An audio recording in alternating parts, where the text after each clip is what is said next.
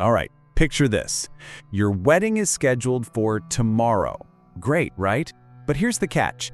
You didn't choose your spouse. Your parents sold you off when you were 12 to secure a political or financial advantage. Your wedding night? Forget a private, intimate moment. It's a full-blown spectacle with guests literally watching you get into bed. And if you somehow survive the almost certain childbirth that follows, well, congratulations. You have roughly a 50-50 chance that your spouse won't legally beat you to death at some point. Welcome to medieval marriage. Till death do us part wasn't a romantic promise. It was a brutally accurate, practical timeline. Think your dating life is messy? Imagine living in a time when your father could auction you off before you even understood what marriage meant. When your first night was a public performance, and when pregnancy was a gamble with deadly odds. By the time we're done, you'll thank every dating app you've ever cursed, because even the worst breakup today looks like a fairy tale compared to what medieval brides endured.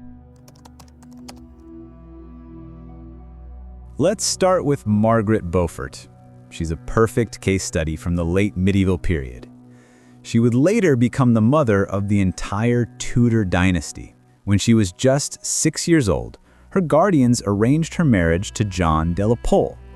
This was essentially a property transaction. Margaret, being a literal child, didn't understand a thing, but her caretakers knew exactly what they were doing, securing control over her massive inheritance. 3 years later, the political winds shifted. That marriage was annulled, just erased from the records, and Margaret was sold again, this time to Edmund Tudor, a man 24 years her senior. She was 12. Medieval law technically allowed this, but even then, society generally expected girls to wait until at least 14 before, well, you know. Edmund didn't wait. Within months, Margaret was pregnant. And this wasn't some tragic anomaly. Isabella of Valois, daughter of the King of France, was married to Richard II of England in 1396. She was 6 years and 5 days old. Her dowry? Dolls and miniature silver furniture. The contract explicitly forbade consummation until her 12th birthday. These weren't tragic accidents. They were cold, calculated business deals. Children, especially daughters, were economic assets. A daughter with land and titles was a high-value investment. A lottery ticket families needed to cash in before disaster struck. Wars, plagues, and political upheavals could obliterate fortunes overnight. Parents treated the marriage market like traders, marrying off children as young as possible to lock in alliances and secure wealth. And yes, it was entirely legal. The church had its rules about age, but let's be honest, politics and money always won.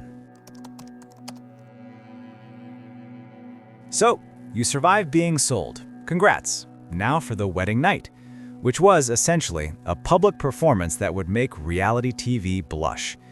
After the feast, relatives and friends escorted the couple to the bedroom. The bride's attendants undressed her, styled her hair, and offered helpful advice about what was about to happen. The groom received similar treatment. Then the groom was brought in, the priest blessed the marriage bed for fertility, and the ritual began. Then came the stocking-throwing tradition. Bridesmaids and groomsmen would, well, throw stockings at the couple. A direct hit supposedly predicted the thrower would be next to marry. Medieval target practice with underwear. But in many high-stakes political marriages, witnesses stayed nearby, not to watch the act itself, but to wait for proof. Margaret of York's 1469 wedding to Charles the Bold is a prime example. The bedding ceremony was meticulously documented. Why? Because failure to consummate could annul the marriage, and with it, the entire vital political alliance. Legally, it was essential. No consummation, no inheritance rights, no political leverage, no legitimate heirs. To be fair, these wild rituals were mainly an upper-class circus. Most commoners got their privacy.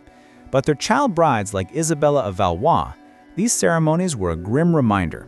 Childhood was over, even if the consummation itself was postponed. As traumatic as the wedding night was, childbirth was a horror on another level. Margaret Beaufort's ordeal is the perfect illustration. Pregnant at 12, her husband dies of the plague. She has to make a perilous journey in the middle of winter to give birth. On January 28, 1457, she gave birth. Her own confessor later wrote it was a miracle that both mother and child survived. Her body was simply not developed for childbirth. That single birth at 13 left her infertile for the rest of her life. And she was the lucky one. These horrors weren't the exception. Roughly 1 in 3 women died either in childbirth or shortly after. Think about that. Every pregnancy was a roll of the dice with a 1 in 3 chance of death. And the medical care, it often made things worse. Doctors practiced bloodletting during labor. They used birthing chairs designed to speed things up, but which in reality just caused horrific trauma. Even noble women suffered. Isabella of Aragon died at 18 after days of agonizing labor, despite all the prayers and herbal remedies. The pressure was relentless. Noble women were expected to conceive continuously until menopause or death.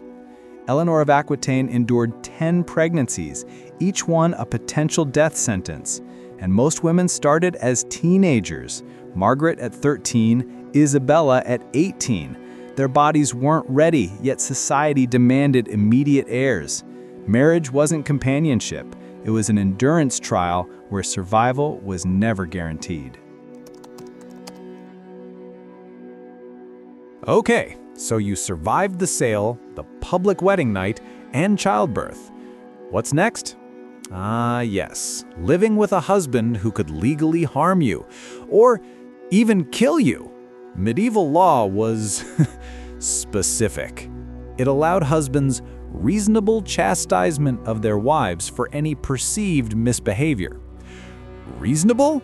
The law was vague. Some legal texts flat out said it was fine for a man to beat his wife with a stick, as long as it was no thicker than his thumb. Yes, really. That's where the rule of thumb comes from. Want the extreme example? Here you go. Henry VIII. When his wives failed to produce a male heir, he didn't just divorce them, he executed them. Anne Boleyn was beheaded on May 19, 1536, accused of adultery, incest, and treason. Catherine Howard, barely 19, got the same treatment. And this wasn't some unique royal cruelty. This was the system. A woman had no legal identity separate from her husband. Her property, her money, her right to testify in court, it was all his. If he chose to, he could imprison her or harm her with near total impunity. Because at its core, medieval marriage was a business transaction. A daughter's dowry, the cash and land she brought into the marriage, could be staggering. We're talking sums that could bankrupt a family, sometimes equaling $500,000 or more in today's money. Isabella d'Este's family spent 3 years negotiating her marriage, with the deal including cash, jewelry, land, and political promises. The instant she was married, everything she owned, including that dowry, became her husband's property. If he died, she could lose it all, as inheritance laws almost always favored male relatives. For many widows, remarriage wasn't a choice. It was the only way to avoid ending up on the street. Some women married 4 or 5 times just to avoid destitution. And this brings us to the finale. Till death do us part was literal, and death came fast. The average marriage lasted only 15 to 20 years. It was cut short by childbirth, plague, war, or just a random infection. Divorce, as we know it, was basically impossible. So when a spouse died, remarriage was essential and immediate. We're talking widows and widowers getting remarried within months, sometimes weeks. Being single in this society wasn't freedom, it was often a fatal sentence. Some women became serial wives. marrying, surviving a few years, then seeking the next husband just to stay afloat. Family trees became a tangled labyrinth of half-siblings, step-siblings, and ever-shifting alliances. So let's recap the medieval experience. Girls were married off before reaching their teens. Their first night as a wife was a public and formal ceremony. Childbirth was extremely dangerous, often life-threatening. Husbands had extensive legal authority over their wives, and a woman's worth was often tied entirely to the dowry she brought into the marriage. "Till death do us part" often meant waiting for disease or war to end the union. Suddenly, that awkward first date or a breakup in modern life doesn't seem so bad. Modern dating may be complicated, but at least it doesn't involve risking your life. Sometimes the best way to appreciate freedom is to take an honest look at just how harsh life used to be.